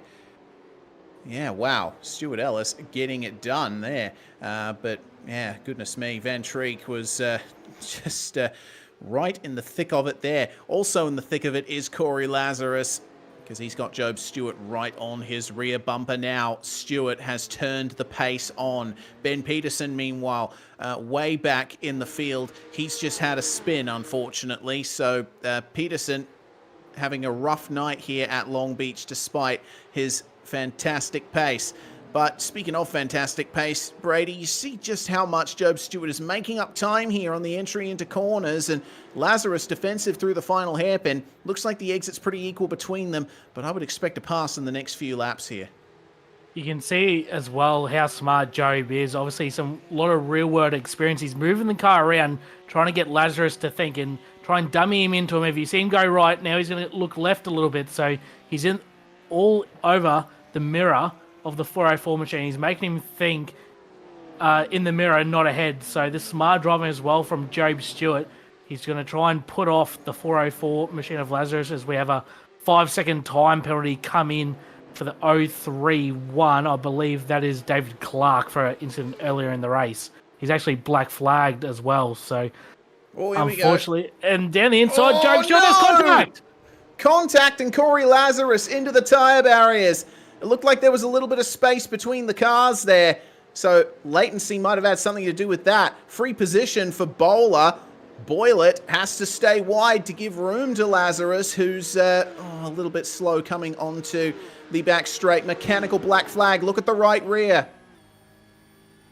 Not in good condition at all, Corey Lazarus. I just had another look at the incident. We'll try and pick up a replay if we can. It was a bit of a 50-50 move. I'm not sure if Lazarus just turned in a little bit early and to squeeze Bowler down the inside. I'm not too sure. We'll try and pick up a replay if we can, but massive damage for Lazarus, and they'll put him in the pits and pretty much out of contention for the race as Job Stewart now checks out in front. Well, that's the battle for the lead well and truly over as Lazarus brings it into the lane.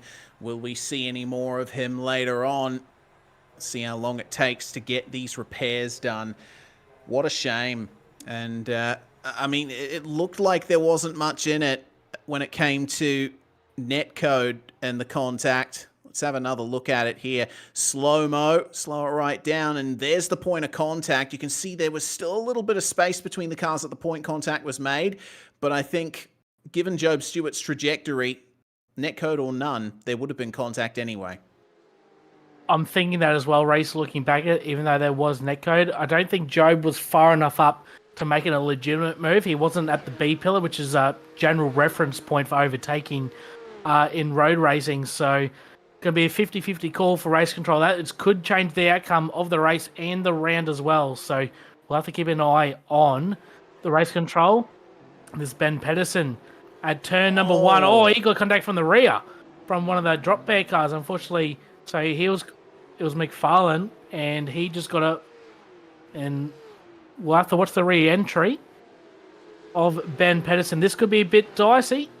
And that just sums up Ben Pedersen's night. And unfortunately, Corey McFarlane, he got another black flag for that contact at turn 1. So little justice for Ben Pedersen, but he's had a really rough night despite qualifying P3 earlier in the night. So been a really tough one for him. Yeah, for sure it has. I think the only car that hasn't seen much of any drama has been this one on screen at the moment, and even then Job Stewart could not escape contact and drama with the incident that we just saw with Corey Lazarus, and it has been deemed no further action thanks to the latency involved between the two cars. So Lazarus will probably not be too happy with that decision, but that's just sim racing sometimes. Car 011 of Jackson Pringle. He currently sits in 11th spot and is getting chased down by Hayden Veld in the number 53. Hayden has been involved in quite a bit tonight, and you see how much ground he's making up through the corners here. It's going to be all about the exit from the hairpin as they slow all the way down to 40 k's an hour. That's a school zone here in Australia, with Job Stewart now getting into the 119s once again.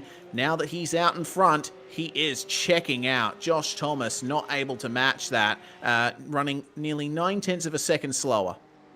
It's pretty similar to race 1, isn't it? Race that Josh Thomas again in P2, but just can't keep up with Job Stewart. But Josh Thomas has a little bit of pressure from behind from his teammate Matthew Bowler, who was 7/10 square that last lap. So Bowler's really coming on strong for P number 2 in this race. As we have a look at Konomos and Thomas Hinds, that's the battle for P number 5 on the road in pro and overall. So it looks like Konomos actually hit the inside wall there a little bit, so that might compromise the exit as Thomas Hinds all over the back of him trying to get this position. Yeah, but look at how hard Hindsey's pushing on the exit here. Could get a top 5 out of this, make it a double top 5 for the night. Has a little bit of a look at Konomos coming into the final section of the lap. But again, if you're behind someone like this, it's going to be difficult to make a move. We've seen plenty of attempted passes at the hairpin. Some of them have been successful, but the vast majority of them have just resulted in further incidents down the line. I think in general, the philosophy is, oh dear, that's Corey Bennett, who's gone straight on at the end of Seaside Way. He does get back going safely, but it looks like that car might be carrying a bit of rear left damage, considering how it was bouncing around at low speed there. Yeah, potentially a little bit of damage there. For looks like he's just looked up on his own. Looks like he's only just scraped the wall, so no damage. I don't think he shouldn't have too much damage. Maybe a little bit there on the reverse into the open concrete there, but he will continue on as we go back to the battle for P number 2. Not much separating these two, only 0.8 of a second between the two Evolution Racing Team teammates as they are pushing on really hard. They got a nice gap of about 3.2 seconds, 3.5 seconds, sorry, back to Matthew Boyle in P4. So really going to be a hard battle to the end. We will have 4 laps to go this time by, and all eyes will be on the battle for P number 2 here as we look at the class standing so far for race number 2. We touched on obviously Job Stewart's car in the background is Jack Anderson, who was leading the M category, has given up that position. So now Alan Dawson will take over the win, and big rear damage as well for the 86. Job Stewart goes even faster, 119.8. That's unfortunate for Jack Anderson. And it happened at turn 6. Maybe just getting unsettled over the curb. Yes. Yep, gets on the power. And wow, good avoiding action by the car coming up on him. Was that Van Treek, I think, who made his way through there. And got going safely as well, thanks to the exit of that corner being so wide. Still, from the AM-Class lead to AM-Class P3, and by quite a bit of distance, that's not how he wanted his race to go. So this is the AM leader now, Alan Dawson for Riot Sim Racing, looking for some kind of redemption for his team's fortunes in the night so far. And he's got a solid 6.5 second lead over Greg Patrick. Could be looking at another overall position here, chasing down the number 73 of Stuart Ellis. Yeah, really nice recovery from Dawson. Unfortunately, DNF'd the first race with damage. We got a car stranded at turn 4. Race control just called in.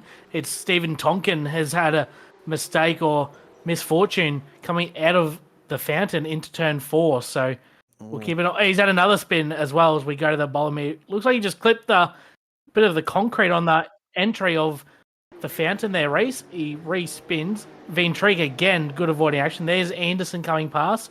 Is there contact going into 3? Oh no, he spun on his own.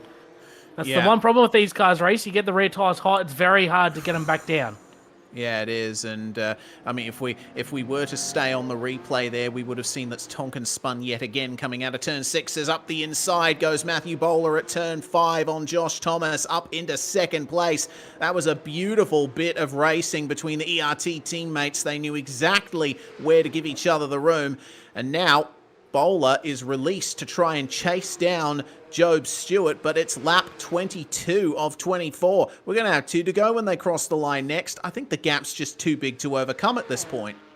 Yeah, I don't think Bowler's going to eat away too much in the 6.7 second lead that Job has brought out. But as soon as we got to Matthew Bowler on the cameras, he was sliding that car around quite aggressively, exiting turn number 3 out of the fountain. So he's driving really, really hard to try and get past his teammate. Now he's going to try and hold him off for the remaining 2 laps. So this battle isn't quite over just yet. 2 very talented drivers in these cars going to be fighting it right to the end with the final 2 laps of this race, Reese. Yeah, absolutely. Well, in any case, ERT having a very good second race here, and Hayden Veld having a slightly less good race in the third ERT car, but he's still keeping himself ahead of Jackson Pringle by just a small amount.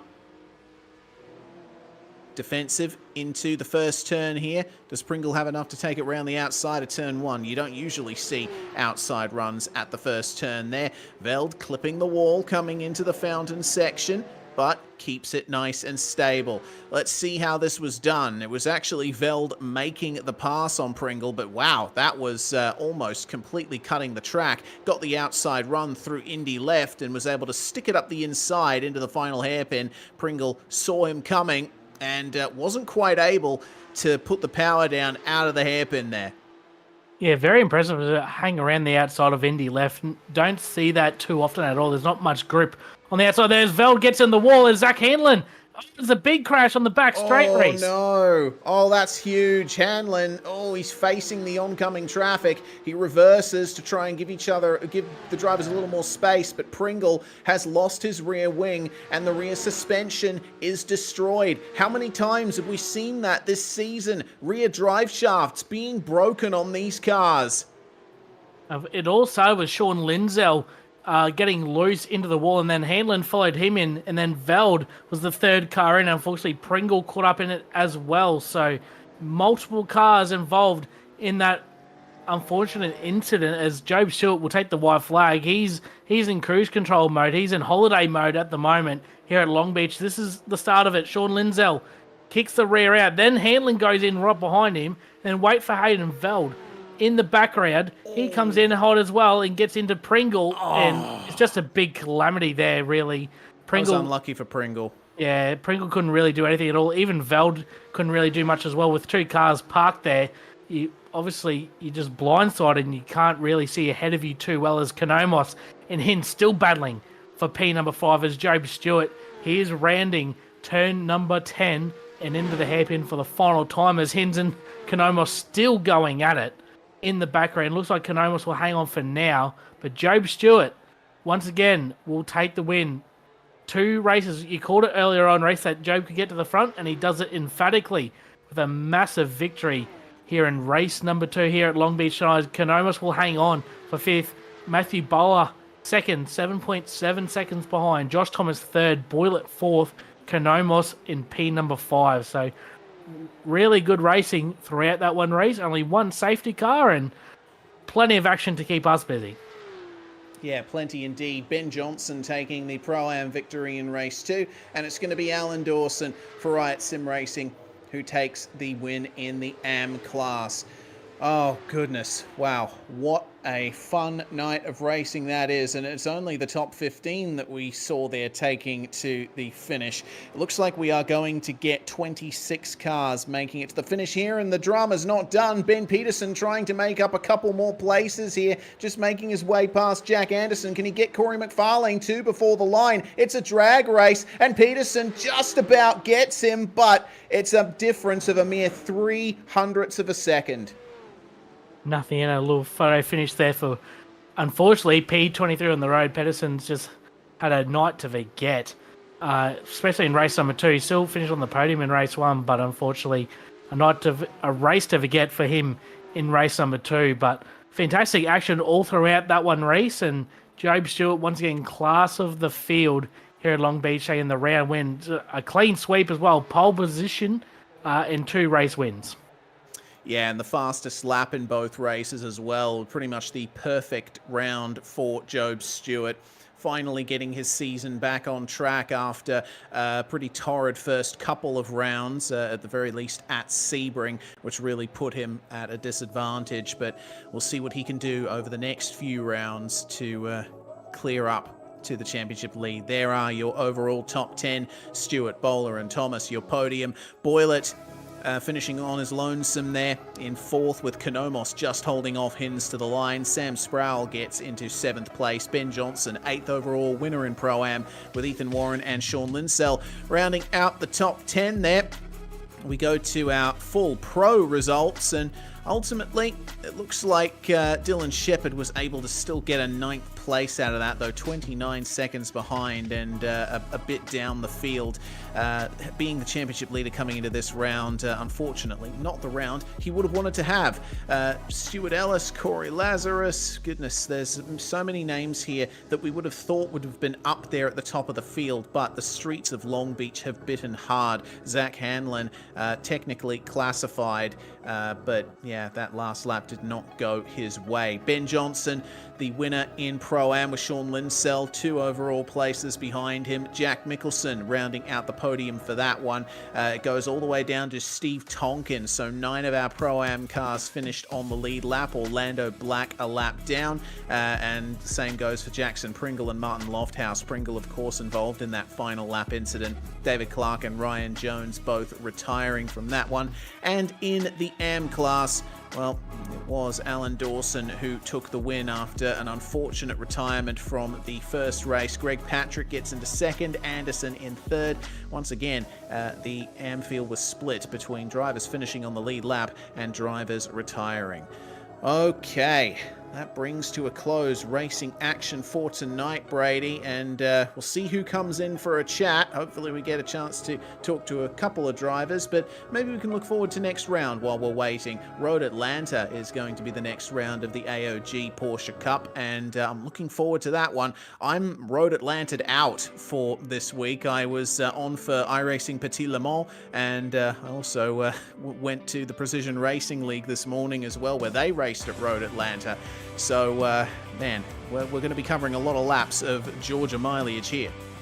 Yeah, I think you'll probably be saying that after Long Beach as well after this week race. So, But yeah, like you touched on, Road Atlanta, very good circuit, completely different to the last 2 rounds they've had at Chicago and Long Beach. A little bit similar to VIR in a way, very flowing circuit, and obviously the long back straight as well, where you can get a toe and have a big lunge down the inside into the final chicane. So should be some very, very good racing for round 5 at Road Atlanta on October 24. But it looks like we've got a few guys here for interviews, Reese, and I think you're going to grab our overall and pro class winner for the night, Job Stewart. I am indeed. Welcome, Job. That was pretty much a perfect round for you. Pole position, both race wins, both fastest laps. That is the turnaround I think you were expecting. Yeah, thanks guys. Yeah, it was a pretty good night from my end. Just the first race was just trying to get the jump on the start, which I did, and then just try to keep myself out of the walls and everything like that. And then yeah, race 2 was a bit more hectic with the reverse grid, but yeah, had a bit of fun and managed to work my way through. Yeah, certainly. Did seem a bit hectic from your perspective. Did you anticipate that you would be getting to the lead within a few laps, or were you expecting it to take a bit longer? No, I definitely thought it would take a little bit. I didn't really expect to get to the lead either, to be honest. Because it's so hard to pass around here, same as it was last week at Chicago. You just got to kind of sit where you are and wait for people to crash, or if not, just try to make moves where you can, because there isn't really any big passing spots here. You just got to pick your moves and be as safe as you can. Well, fortunately, you'll have a bit more space next round at Road Atlanta. Your thoughts on that track, Job? It's a favourite among many drivers and suits the Porsche very nicely. Oh yeah, definitely. It's one of my top tracks in iRacing, I'd say. It's with the curbs and the elevation and everything like that. Yeah, it's going to be a pretty good race. And I think with less walls around to hit, I think that'll make it a bit better as well. Yeah, here's hoping. Well, before we let you go, Job, anyone you'd like to thank for your results tonight? Yeah, just thanks to all the Altus boys, and make sure to check out the Altus engineering data packs on Virtual Racing School. All right, Job Stewart, overall round winner here tonight, Brady, and Pro-Am winner for this round is Benjamin Johnson. You're standing by with him. Benjamin Johnson, firstly, congratulations on the Pro-Am win. I believe it's your first round win of the season so far. Tell us about how your night unfolded, because from our side it was pretty chaotic. Yeah, it was pretty chaotic, and it's my first round. It's my first class win in AOG full stop. So big result tonight. Didn't qualify particularly well. Didn't have the out and out pace, so I was back in 25th, and I'd sort of been dipping away at race pace and doing a whole bunch of AI races in the lead up to tonight, and I think that paid off, just staying out of trouble and dipping away at a consistent pace. Yeah, certainly proves that as well, moving up 12 spots obviously in race 1 and then finishing P8 in race 2 in such a stacked field. You obviously got to be really happy about that. Yeah, I'm absolutely stoked. I think I got very lucky on, I think it was the second last lap. There was a little bit of an incident ahead of me. I think that gifted me a few places, but I'll take it where I can get it. Was that the key thing for you tonight, just try and stay out of trouble? Because obviously we've seen it 2 weeks ago, Chicago. If you just try and stay clean, and keyword is try, you can get some good results. Was that pretty much the mentality coming into tonight as well? Yeah, definitely patience was like front of mind for me tonight. Like with the AI races I did in the week leading up, I kept crashing into the AI, just not being patient enough to make the moves work. So tonight I just sort of stuck with my pace, took the moves when they were on, and just tried to let the race come to me a bit. Well, obviously all the practice has paid off for you this week. Next round, in 2 weeks' time, we head to Road Atlanta, completely different track to the last 2 weeks. Are you looking forward to that one at all? And is it one of your favourite tracks on the schedule, like Job Stewart just touched on earlier? Yeah, definitely a favourite. I'm looking more forward to Aragon in a couple of rounds' time. I think that's got me written all over it. Well, once again, congratulations, Ben, on your class win for Pro-Am. And before I let you go, any sponsor shout-outs you want to give? Yeah, I just want to give a big shout-out to the Drop Air Motorsport guys, Cozy Engineering, and HRS. And thanks to, all the guys in Drop Air. They're a fantastic team to work with. Congratulations once again, Ben, and hopefully this is not the last time we get to talk to you this season. Fingers crossed. Thanks, guys. There's Fantastic Benjamin Johnson, stuff. the Pro-Am winner there, Reese, and looks like you've caught up with Greg Patrick, our M-Class winner here tonight at Long Beach. Indeed. Well, Greg, that was a bit of a chaotic round for you AM guys further down in the field. Certainly a difficult run, but you ended up coming to the fore in the end, and thanks to a bit more consistency, getting the AM class win for this round. How does it feel? Thanks, guys. That was a lot of hard work. My good old trusty T3PA pedals are on their last leg. I had to spend most of the race full standing on my pedals to try and get them to actually register. So a lot of effort went into that. Can't wait to get my new BJ Sim racing pedals set up in the coming week.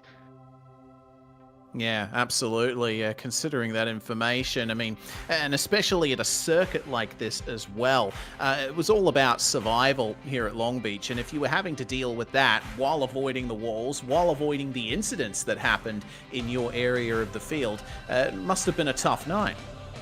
Yeah, it was. It was. I'm absolutely exhausted, to be honest with you. But I've been putting in a lot of practice for this track over the last 2 weeks. A bit disappointed in the behaviour of the pedals tonight, because I did last weekend manage to set a time that probably would have, if I'd been able to repeat it, would have set me in about P6 on the grid from qualifying. So, there's hopefully more to come once I get these new pedals set up and get myself used to them. Absolutely. Well, hopefully we get another chance to talk to you at Road Atlanta or at some point later in the season. Greg, anyone you'd like to thank for your results tonight? Absolutely. A big shout out to Shadow Race Engineering for always being awesome, helping me with the setups for the car. Without that effort, I wouldn't be able to get the car to handle the way I need it to get around the track. And particularly, with the pedal situation as it was tonight, I think without that setup in place, it would have been a hell of a struggle. Certainly. Well, thanks very much for joining us, Greg, and enjoy your victory. Thanks, guys. I certainly will.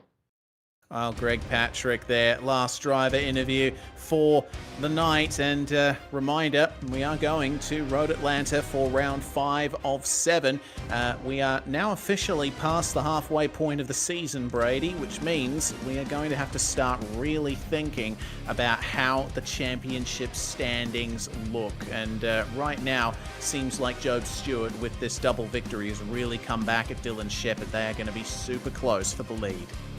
Yeah, 100% Reese. And obviously, just like Chicago a couple of weeks ago, the points will be really shaken up. After tonight, we've seen Shepherd have his woes tonight, and a few of the other contenders in the championship, like Corey Lazarus as well. So we'll certainly have to see those in 2 weeks' time, and it's going to be really shaken up once again, and should be another fantastic night of racing at Road Atlanta. Absolutely, it shall. Well, thanks very much to everyone on the stream for watching this round of the AOG Porsche Cup. Big thanks to Aussie Online Gaming for putting the whole thing on in the first place, and shout out to Bowler Media and WormPaints for their support of this series. You can subscribe to us here on YouTube. We are on Facebook as SimSpeed Esports Network, and we are on X as SimSpeed TV. I'm Reese Gardner, Brady Baldwin with me in the comms box, and Jay Kennedy in the producer's chair. We all salute you, and we say goodbye from the virtual streets of Long Beach.